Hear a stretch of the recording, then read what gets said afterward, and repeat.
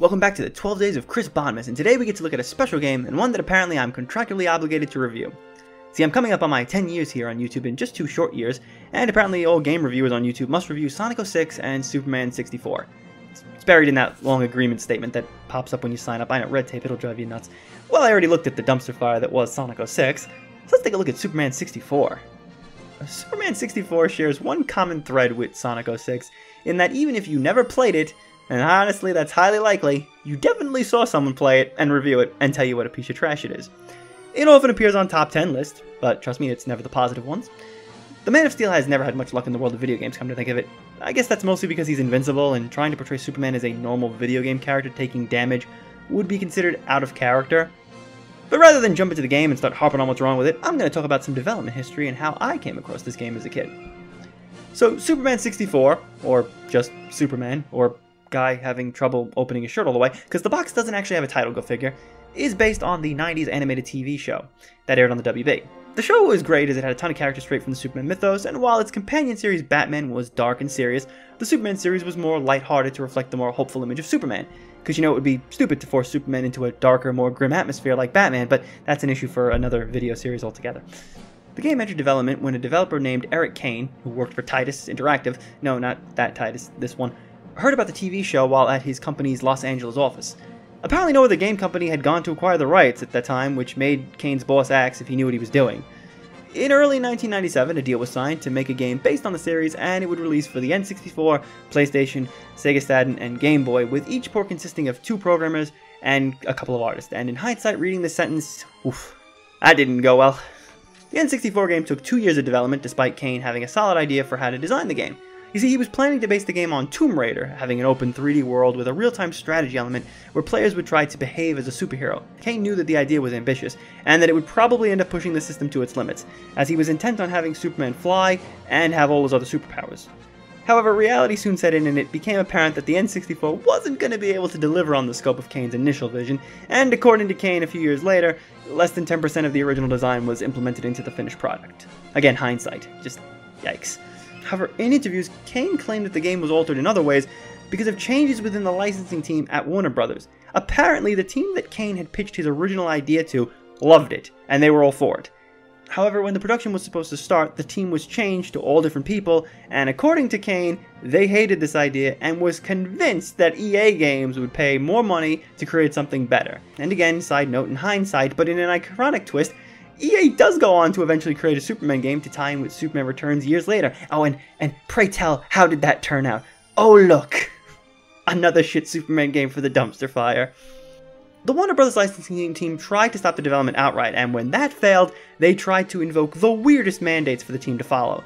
One such idea was to not make the game an action-adventure, but rather a SimCity-like game where the player would be Superman, but Superman who acted as a mayor of Metropolis, and the goal was to protect the city by making citizens perform certain actions. Because yeah, that's a great idea. You know, while we're at it, why not make a Superman game where you play as Clark Kent at the Daily Planet and you spell check articles all game? So after Kane's team rejected that billion-dollar idea, the Warner Brothers bosses supposedly got really petty and argued against any idea that the team presented under the context that Superman would never do that. In the end though, several of Warner Brothers' mandates had to be in the game, and that included limiting Superman's powers to pickups, removing all breakable doors, walls, and floors, and finally the game's setting had to be placed into a virtual setting since they didn't want Superman beating up real people. And the infamous rings? Well, they were just supposed to be in the tutorial, but after all the other changes came down, they had to become commonplace. The back and forth battling eventually led to the other ports of the game getting canned, in addition to the game never being thoroughly tested for bugs. And now, before we get into the game itself, let's look at what some video game outlets said about it while it was being shown to the press in the build-up to release. And thank God for archived magazines on the internet, otherwise you probably wouldn't believe these things.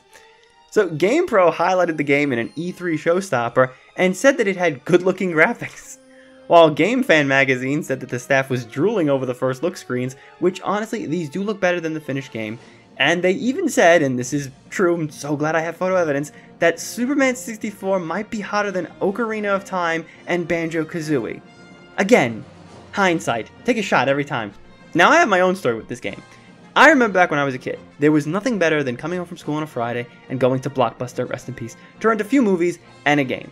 That game would be my whole weekend sometimes, and I would stay up later than I could on a school night just to get all the time I could with the game, because I knew that Monday morning it was gone. So one weekend, my dad and I picked up Superman 64. I was a fan of the TV show, my dad liked Superman, so we felt it was a good pick for both of us to get some enjoyment out of. We came home, popped it in, and were confused as to why there were rings all around the level. Honestly, I barely remember it, but I spent a good chunk of my time just flying around the city until the timer ran out and restarted me. I think we might have played for 2 hours before we just turned it off, put it back in the case, and I think I played Banjo-Kazooie for the rest of the weekend. And this was rare for me to rent a game and not play it. I mean, the way I always saw it was that my parents had just spent their hard-earned money to rent this game for me. I wasn't just going to toss it to the side, because that would be like a waste. But honestly, my dad and me just could not get past the first area, and we just didn't have the patience to sit with it longer than we did. Well, now that we got that all out of the way, let's dive into the game proper. So once you start the game, the first glaring sign is the grammar issue on the first screen. If you want to use Rumble Packs, insert them now? Guys, last I checked, the N64 controller only could support one Rumble Pack. You know, the singular? I'm not an English major, but come on. I can't jam multiple Rumble Packs into the back of the controller. Also, I feel like this screen should say, "You sure you want to play this game? If so, make peace with your god now." The plot of the game involves Lex Luthor having trapped Lois Lane, Jimmy Olsen, and Professor Hamilton into a virtual version of Metropolis, and it's up to Superman to save them. As you try to progress through the game, you'll encounter Mala, Parasite, Metallo, Brainiac, and even Darkseid, all of whom are causing trouble in this virtual world. I say try to progress, because honestly you'll be lucky to get out of the first area. I couldn't get past the second area, and that's because the gameplay of Superman 64 is so terrible that you're most likely going to turn the game off in frustration and never see it to its conclusion. So sorry to cut the plot short, but we got way bigger issues happening here. I played through the first two areas, though from what I'm told, and from what I've read, the design of both of these areas essentially repeats throughout the game, so I'm not really missing much in the gameplay department. The first area is the dreaded ring section. You have to solve Lex's maze, and by maze I mean line of rings. You can miss a few of them, but you miss too many and you have to restart. Also adding to the frustration is that these sections are timed, and if you run out of time, it's back to the start. But by far the worst thing about this section is the flight controls. So you press the B button to speed up and the joystick to move, and it seems like the easiest thing in the world, but it's hard to turn on a dime, and it's so easy to miss a bunch of rings on sharp turns, and if you try to go slow, you're gonna run out of time. Also, Superman can get caught on the slightest things in the environment, causing him to completely stop in his tracks. Yeah, look at this. More powerful than a locomotive, my ass. The Man of Steel is brought to his knees by a bridge. After you manage to get through all the rings from hell, you get sort of an event mission where Superman will have to be required to do something like moving a car to a goal line or beating up these shadow dudes from Ghost. However, good luck reading what you're supposed to do, because the text box explaining the goal flashes on screen for like a millisecond, and then the game gives no hints on how to control Superman. Like here, it tells me to pick up the car, but I don't know what button does that, and by the time I figure it out, the shadow guys blow up the car. And when you fail this event thing, the game sends you back to the rings, and now you're stuck back in that hell.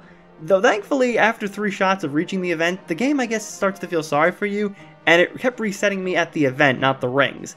Which kinda helps because now I get more chances to experiment with the controls and pass the mission. But sometimes this still takes forever. For example, one of the missions was to blow away tornadoes, so first I have to pick up my super breath ability, because that's a thing, and you're more likely going to have Superman fly over it because the controls suck. Then you gotta get near the tornado and start blowing away once you figure out what button does that.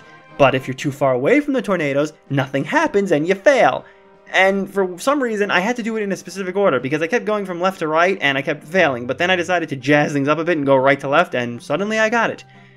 I kid you not, this took me 25 to almost 30 tries, and then after that, it's back to the rings. Now you're probably thinking this is the whole game. Fly through rings, do some random mission. Well, no, there's a second type of level that I mentioned at the start. If you manage to get through the opening area, you arrive in an interior level where you must find some trapped civilians. Now, you get to walk around as Superman, and I thought, well, walking has to be loads better than flying, but guess what? Walking is somehow 1,000 times worse than flying. Superman never goes in the direction I want him to, and you have to flick the control stick so lightly to make a short turn. Like, I don't understand why this is so touchy.